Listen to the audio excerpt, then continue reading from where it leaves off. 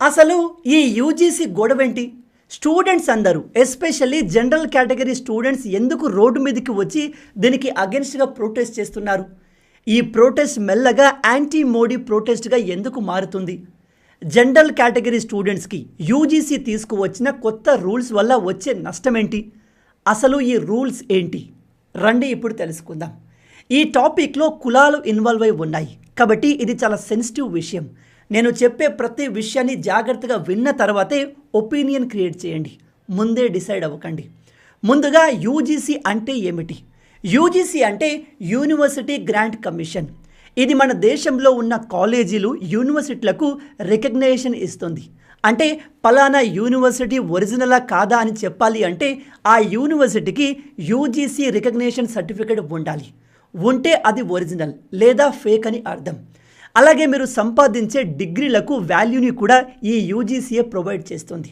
మొత్తంగా ఒక college are university రియలా ఫేకా చెప్పేది ఈ యూజీసీ. కాలేజీలను రికగ్నైజ్ చేసే యూజీసీ ఆ కాలేజీలో జరిగే విషయాల్ని కూడా కంట్రోల్ చేస్తుంది. కాలేజీలు యూనివర్సిటీలు సక్రమంగా పనిచేస్తున్నాయా లేదా అనే విషయాన్ని కూడా రెగ్యులర్గా ఇది మానిటర్ చేస్తూ ఉంటుంది. సింపుల్గా చెప్పాలంటే బ్యాంకులన్నిటికీ హెడ్గా RBI, reserve bank of India ఎలా ఉందో మన దేశంలో ఉన్న అన్ని ఎడ్యుకేషనల్ ఇన్స్టిట్యూట్కి ఈ యూజీసీ అలాగా. ఇక్కడి వరకు అంతా బాగానే ఉంది. మరి కాంట్రవర్సీ ఎక్కడ స్టార్ట్ అయింది అంటే యూజీసీ రీసెంట్గా కొన్ని కొత్త రూల్స్ని తీసుకువచ్చింది. జాగ్రత్తగా వినండి, కొత్త రూల్స్, చట్టాలు కాదు. అవే యాంటీ డిస్క్రిమినేషన్ రూల్స్ 2026. ఇందులో ఏముంది బ్రదర్ అంటే ఈ రూల్స్ ప్రకారం కాలేజీలో కులం ఆధారంగా, మతం ఆధారంగా, ఫిజికల్ అపియరెన్స్ ఆధారంగా ఎటువంటి డిస్క్రిమినేషన్ జరగకూడదు. అలా జరగకుండా కాలేజీ యాజమాన్యం చర్యలు తీసుకోవాలి. అండ్ ఇందులో కొంతమంది స్టూడెంట్ లీడర్లు కూడా ఉంటారు. ఒకవేళ ఈ రూల్స్ని ఇకపై ఏదైనా కాలేజ్ ఆర్ యూనివర్సిటీ ఫాలో కాకపోతే వాళ్ళపైన కఠినమైన చర్యలు తీసుకుంటారు. ఒకటి, యూజీసీ అటువంటి యూనివర్సిటీని కంప్లీట్గా క్లోజ్ చేసేస్తుంది. 2, వాళ్ళకు ఉన్న యూజీసీ లైసెన్స్ని రద్దు చేస్తారు. ఇక కుల వివక్ష చూపించే స్టూడెంట్స్ని కాలేజీ నుంచి పూర్తిగా డిబార్ చేయగలరు. వాళ్ళ డిగ్రీని ఆపేయగలరు. మొత్తంగా వాళ్ళ జీవితాన్ని నాశనం చేయగలరు. ఇదంతా విన్నాక ఇది బాగానే ఉంది కదా, ఇందులో ప్రాబ్లం ఏముంది అని మీకు అనిపించవచ్చు. నాకు అలాగే అనిపించింది. కానీ ఈ రూల్స్ని డీప్గా స్టడీ చేస్తే ఇందులో నిజంగానే కొన్ని ప్రాబ్లమ్స్ ఉన్నాయి. రూల్స్లో ప్రాబ్లం లేవు, కానీ ఆ రూల్స్ని ఉపయోగించి ప్రాబ్లం క్రియేట్ చేసే అవకాశాలు ఉన్నాయి. అదేలాగో ఎక్స్ప్లెయిన్ చేసే ముందు అసలు ఈ రూల్స్ని యూజీసీ ఎందుకు తీసుకువచ్చిందో తెలుసుకుందాం. మీ అందరికీ గుర్తుండే ఉంటుంది, 2016లో యూనివర్సిటీ ఆఫ్ హైదరాబాద్లో పీహెచ్డీ చేస్తున్న రోహిత్ వేముల అనే అబ్బాయి తన కాలేజీ హాస్టల్లో ప్రాణాలని తీసుకున్నాడు. ఎందుకు అంటే మొదటగా తెలిసిన ఇన్ఫర్మేషన్ ప్రకారం అతనితో ఆ కాలేజీలో కుల వివక్ష జరిగేది. అతని కులాన్ని బేస్ చేసుకుని తక్కువగా చూసేవారు. హాస్టల్ నుంచి వెళ్ళగొట్టేశారు. ఆ తర్వాత స్కాలర్షిప్ కూడా ఆపేశారు. దాంతో అతను కంప్లీట్గా ఐసోలేట్ అయిపోయి దాన్ని తట్టుకోలేక ప్రాణాలు తీసుకున్నాడు. కానీ తర్వాత ఇదే కేసు పైన ఇన్వెస్టిగేషన్ చేసి కోర్టు ఇచ్చిన తీర్పు ఏమిటంటే రోహిత్ వేములతో ఎటువంటి కుల వివక్ష జరగలేదు, జరిగినట్టు ఆధారాలు లేవు. అండ్ పోలీసులు అయితే అసలు రోహిత్ వేముల దళితుడే కాదు అని కన్ఫర్మ్ చేసి కేసును క్లోజ్ చేశారు. ఎవరిపైన ఎటువంటి యాక్షన్ తీసుకోలేదు. ఇక్కడ మీరు సుప్రీంకోర్టుని నమ్ముతారా లేదా రోహిత్ వేముల సైడ్ నుంచి వచ్చిన ఇన్ఫర్మేషన్ నమ్ముతారా అనేది మీ ఇష్టం. కానీ ఈ కేసు 2016లో నేషనల్ వైడ్గా సెన్సేషన్ క్రియేట్ చేసింది. రెండవ ఇన్సిడెంట్ 2019లో పాయల్ అనే ఒక అమ్మాయి ఎంబీబీఎస్ కంప్లీట్ చేసుకుని కొత్తగా ఉద్యోగంలో చేరింది. ఈమె ఒక డాక్టర్, షెడ్యూల్ ట్రైబ్ కేటగిరీకి చెందిన మహిళ. అయితే ఈమె పనిచేసే హాస్పిటల్లో సీనియర్ డాక్టర్లు ఈమెను హెరాస్ చేసేవారు, కులం పేరుతో అవమానించేవాళ్ళు. దాన్ని ఈమె తట్టుకోలేక మెంటల్లీ, ఫిజికల్లీ కంప్లీట్గా ఎగ్జాస్ట్ అయిపోయి చివరికి తన హాస్టల్లో ప్రాణాలు తీసుకుంది. ఈ కేసు విషయంలో ఇన్వెస్టిగేషన్ జరిగితే నిజంగానే ఈ అమ్మాయితో అలా జరిగింది అని కన్ఫర్మ్ అయింది. 3 డాక్టర్లను అరెస్ట్ చేశారు. బై ద వే, ఇక్కడ ఈ పాయల్ ఎంబీబీఎస్ కంప్లీట్ చేసుకొని డాక్టర్గా పనిచేస్తూ పీజీ చేస్తున్న ఒక స్టూడెంట్. కాబట్టి ఈ 2 కేసులు దేశవ్యాప్తంగా హాట్ టాపిక్గా మారాయి. దాంతో ప్రజల నుంచి ఈ యూనివర్సిటీస్, కాలేజెస్ అన్నిటినీ మేనేజ్ చేసే యూజీసీ పైన ప్రెజర్ వచ్చింది. ఇలాంటివి జరగకుండా ఆపేందుకు మీరు ఏదైనా కొత్త చట్టాల్ని రూల్స్ని తీసుకువస్తే ఏమైంది అని క్వశ్చన్ చేయడం మొదలుపెట్టారు. అలాగే ఈ రోహిత్ వేముల గారి తల్లి గారు అలాగే ఈ మహిళా డాక్టర్ మదర్ కలిసి సుప్రీంకోర్టుకు వెళ్ళారు. దాంతో సుప్రీంకోర్టు డైరెక్ట్గా యూజీసీకి ఇటువంటివి ఏ ఎడ్యుకేషన్ ఇన్స్టిట్యూట్లో జరగకుండా ఏవైనా చర్యలు తీసుకోండి అని ఆదేశించింది. దాంతో 2025న ఈ యూజీసీ మేము ఇలాంటివి మళ్ళీ జరగకుండా ఉండేందుకు కొన్ని రూల్స్ అండ్ రెగ్యులేషన్స్కి సంబంధించిన డ్రాఫ్ట్ని ప్రిపేర్ చేశాము అని చెప్పారు. ఇక్కడ బాధాకరమైన విషయం ఏమిటంటే మన దేశంలో కుల వివక్ష ఇంకా ఉంది. ఒకప్పటిలాగా ఎక్కువగా లేదు, బట్ స్టిల్ ఉంది. ప్రజెంట్ ప్రపంచం వేగంగా అభివృద్ధి వైపు పరిగెడుతోంది. టెక్నాలజీ వేగంగా అభివృద్ధి చెందుతుంది. ఆర్టిఫిషియల్ ఇంటెలిజెన్స్ రోబోట్స్ కూడా వచ్చేసాయి. కానీ మన దేశంలో మాత్రం కులాలు, కుల వివక్ష అనే చెత్త ఇంకా పోలేదు.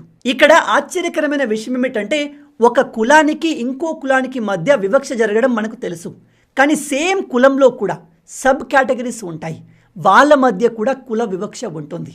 అంటే సేమ్ కులంలో వాళ్ళను వాళ్ళు వివక్ష చూపించుకుంటారు. అందుకే గవర్నమెంట్ ఇప్పుడు కులాలు అనే కాన్సెప్ట్ని తొలగించడం మానేసి ఆ కులాల్లో కూడా సబ్ కేటగిరీస్ని తీసుకువచ్చే ప్రయత్నం చేస్తుంది. అంటే ఇప్పుడు క్యాస్ట్ ఉంటుంది, దానిలో సబ్ క్యాస్ట్ కూడా ఉంటుంది.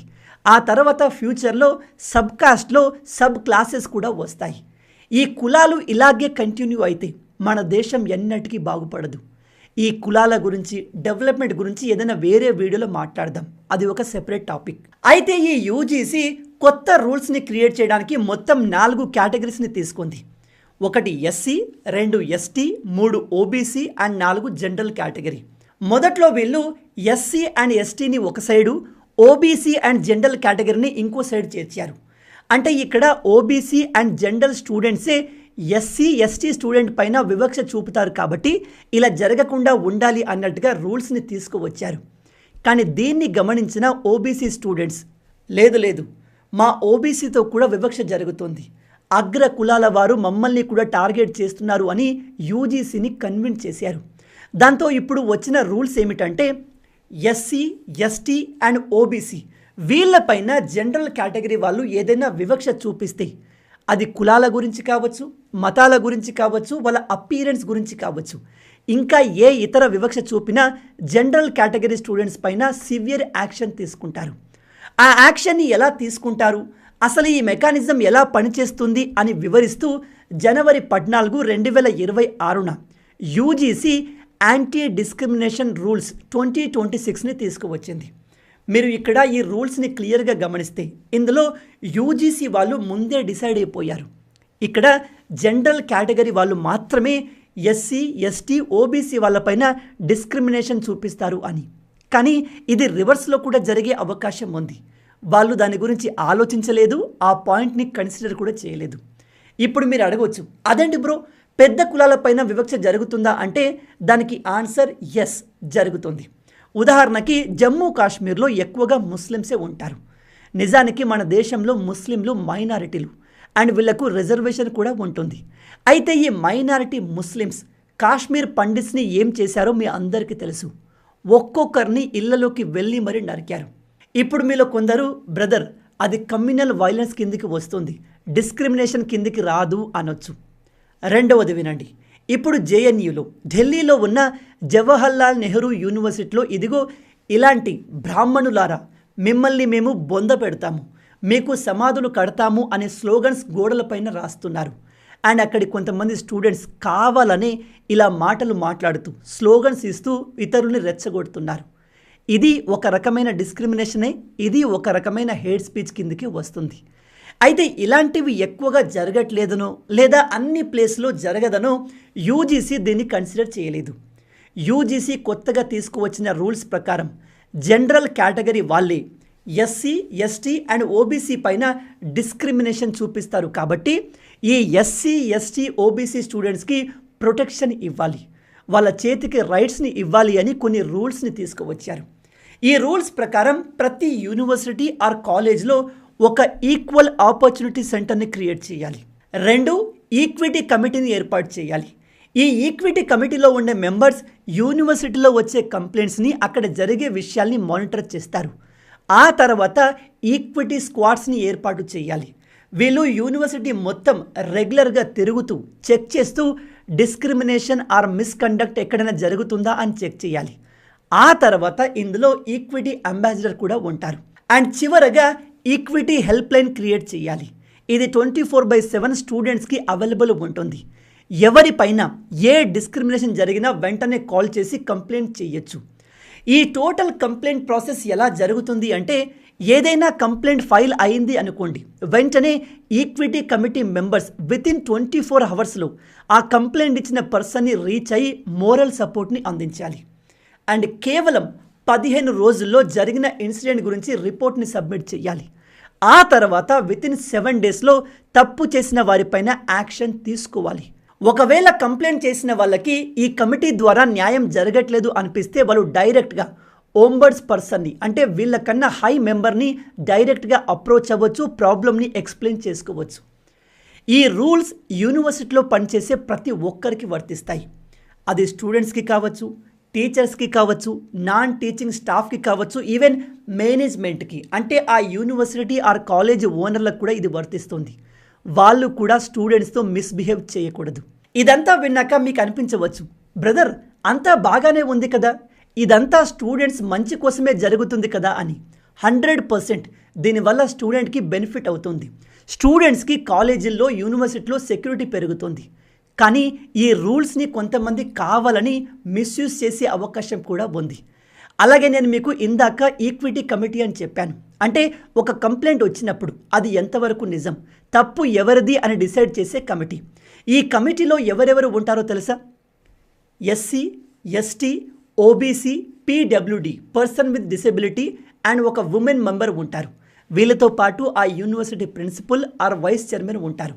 కానీ ఇందులో జనరల్ కేటగిరీకి చెందిన ఎవరు ఉండకూడదు. అది స్టూడెంట్ అయినా, టీచర్ అయినా. ఇది అస్సలు మంచిది కాదు. ఎందుకంటే ఒక SC, ST or OBC person general category person పైన కంప్లైంట్ చేస్తున్నప్పుడు న్యాయ నిర్ణేతలు ఆ జనరల్ కేటగిరీ పర్సన్ వర్షన్ కూడా వినాలి కదా. కానీ అతని మాటల్ని వినడానికి కమిటీలో అతని వర్గానికి చెందిన ఎవరో ఒక పర్సన్ ఉండాలి. కానీ ఈ కొత్త రూల్స్ ప్రకారం అలా లేదు.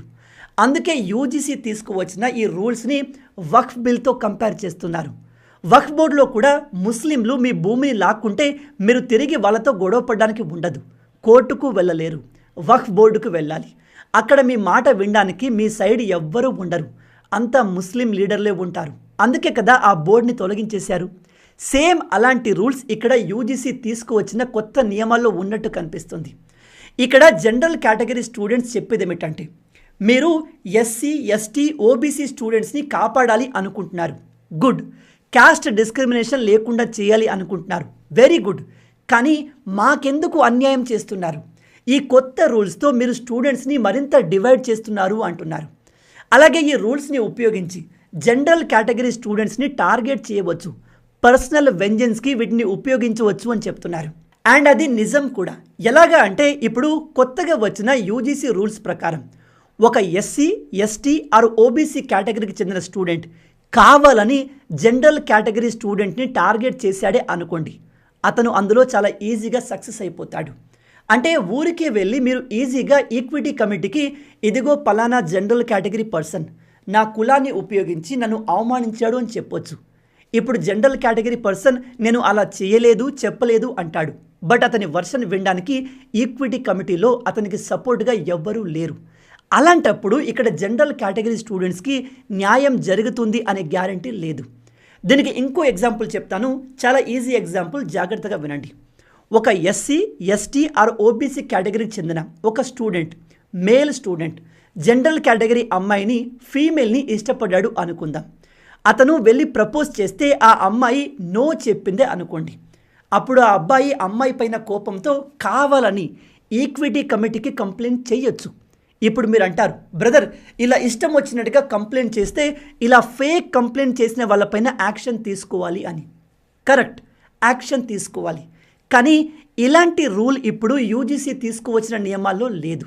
అంటే కంప్లైంట్ చేసిన వాళ్ళు ఈజీగా తప్పించుకోవచ్చు. ఈవెన్ అది వాళ్ళు కావాలని చేసినప్పటికీ వాళ్ళపైన ఎటువంటి యాక్షన్ ఉండదు. అండ్ నేను మీకు స్టార్టింగ్లో చెప్పాను, ఒకవేళ ఈ కమిటీ వాళ్ళు ఆర్ కంప్లైంట్ చేసే వాళ్ళు కావాలని ఏదైనా ఒక పర్సన్ని టార్గెట్ చేశారే అనుకోండి, అది స్టూడెంట్ అయి ఉండాల్సిన అవసరం లేదు. ఒకవేళ ఒక ప్రొఫెసర్ ఉన్నాడు, అతను ఒక ఎస్సీ, ఎస్టీ ఆర్ ఓబీసీకి చెందిన స్టూడెంట్ని ఫెయిల్ చేశాడు అనుకుందాం. అతనేం కావాలని చేయలేదు, స్టూడెంట్ సరిగా చదవలేదు, లేదా ఏదైనా వీళ్ళ మధ్య డిస్టర్బెన్స్ క్రియేట్ అయ్యింది అనుకుందాం. అలాంటప్పుడు మహిళా స్టూడెంట్ అయినా కావచ్చు, వేరే మేల్ స్టూడెంట్ అయినా కావచ్చు, ఆ ప్రొఫెసర్ పైన ఫేక్ అలిగేషన్ వేసి అతన్ని ఉద్యోగం పోయేలా చేయొచ్చు. ఈ కొత్తగా తెచ్చిన యూజీసీ రూల్స్ ప్రకారం టీచర్ తప్పు చేసినట్టయితే అతన్ని ఉద్యోగం నుంచి సస్పెండ్ చేస్తారు, లేదా కంప్లీట్గా టర్మినేట్ చేస్తారు. అదే స్టూడెంట్ తప్పు చేసినట్టు తెలిస్తే అతని డిగ్రీని ఆపేస్తారు, అతన్ని ఎగ్జామ్ రాయకుండా ఆపేస్తారు, మొత్తంగా అతని ఎడ్యుకేషనల్ లైఫ్ని నాశనం చేయొచ్చు. అందుకే ఈ రూల్స్ జనరల్ కేటగిరీ వాళ్ళకు నచ్చలేదు. ఇప్పుడు వీళ్ళు ఏమని ప్రొటెస్ట్ చేస్తున్నారు అంటే, ఆల్రెడీ రిజర్వేషన్ తీసుకువచ్చి మమ్మల్ని సఫర్ అయ్యేలా చేస్తున్నారు. ఇప్పుడు ఇలాంటి విచిత్రమైన రూల్స్ని తీసుకువచ్చి మమ్మల్ని కాలేజీలో, యూనివర్సిటీలో రాకుండా చేసే కుట్ర జరుగుతుంది. ఇలా గవర్నమెంట్ కేవలం ఒక సైడ్ స్టూడెంట్స్కే సపోర్ట్ చేయడం ఏంటి? తప్పు జరిగినప్పుడు రెండు వైపులా వాదనలు వినాలి కదా అంటూ వాళ్ళు ప్రొటెస్ట్ చేస్తున్నారు. ఇప్పుడు ఈ ప్రొటెస్ట్ మెల్లమెల్లగా యాంటీ బీజేపీ ప్రొటెస్ట్గా మారుతుంది. ఎందుకంటే నార్త్లో చాలామందికి బీజేపీ అంటే అగ్రవర్ణాల పార్టీ అనే ఫీలింగ్ ఉంటుంది, అండ్ వాళ్ళలో బీజేపీకి మంచి సపోర్ట్ కూడా ఉంది. ఇప్పుడు యూజీసీ తీసుకువచ్చిన ఈ కొత్త రూల్స్తో బీజేపీకి గట్టి దెబ్బ పడే అవకాశం ఉంది. ఇక మీరు నన్ను అడిగితే ఈ రూల్స్ తీసుకురావడం మంచిదా కాదా అని అడిగితే, నా ఒపీనియన్ ప్రకారం ఎస్, ఈ రూల్స్ తీసుకురావడం చాలా మంచిది. నిజంగానే అన్ని యూనివర్సిటీలో కాదు, కానీ కొన్ని యూనివర్సిటీస్లో కుల వివక్ష జరుగుతుంది. అది కొన్ని యూనివర్సిటీస్లో అయినా వదలకూడదు. ఎందుకంటే స్టూడెంట్స్ అందరూ సమానం, అందరికీ సమాన హక్కులు ఉండాలి, అందరూ సమాన ఆపర్చునిటీస్ని పొందాలి. ఈ విధంగా యూజీసీ ఏదైనా యాక్షన్ తీసుకోవడంలో తప్పు లేదు. కానీ ఇప్పుడు యూజీసీ తీసుకువచ్చిన ఈ రూల్స్ స్టూడెంట్స్ని మరింత డివైడ్ చేసేలాగా ఉన్నాయి. ఈ రూల్స్ వల్ల కొంతమంది స్టూడెంట్స్కి బెనిఫిట్ జరుగుతుంది, కానీ దీన్ని మిస్యూజ్ చేసే అవకాశం కూడా లేకపోలేదు. కాబట్టి ఈ రూల్స్ని క్రియేట్ చేసే వాళ్ళు కాస్త బ్యాలెన్స్డ్గా, అంటే ఏదైనా ఒక తప్పు జరిగినప్పుడు రెండు వైపులా వాదనలు వినేలాగా రూల్స్ని తెస్తే బాగుంటుంది. దీని గురించి మీరేమనుకుంటున్నారు? యూజీసీ తీసుకువచ్చిన రూల్స్ని మీరు సపోర్ట్ చేస్తారా, అపోజ్ చేస్తారా? లేదా వీటిని కాస్త మార్చి రెండు వైపుల వారికి సమాన హక్కులు ఉండేలా చేస్తే బాగుంటుందా? మీ ఐడియాస్ని, ఆలోచనల్ని కింద కామెంట్లో చెప్పండి. మొత్తంగా ఇవి ఈ వీడియోకి సంబంధించిన పూర్తి విషయాలు. ఈ వీడియో మీకు నచ్చింది అనుకుంటున్నాను. మన తెలుగు యువతను ఎంత వీలైతే అంత దేశభక్తులుగా మార్చాలి అనే మిషన్తో పనిచేస్తున్నాము. మన ఛానల్ని సబ్స్క్రైబ్ చేసుకొని ఆ మిషన్లో మీరు భాగమవ్వండి. రాబోయే వీడియోలో ఇంకో ఇంట్రెస్టింగ్ టాపిక్తో మళ్ళీ కలుద్దాం. అంటిల్ దెన్, జై హింద్, జై భారత్, భారత్ మాతాకి జై.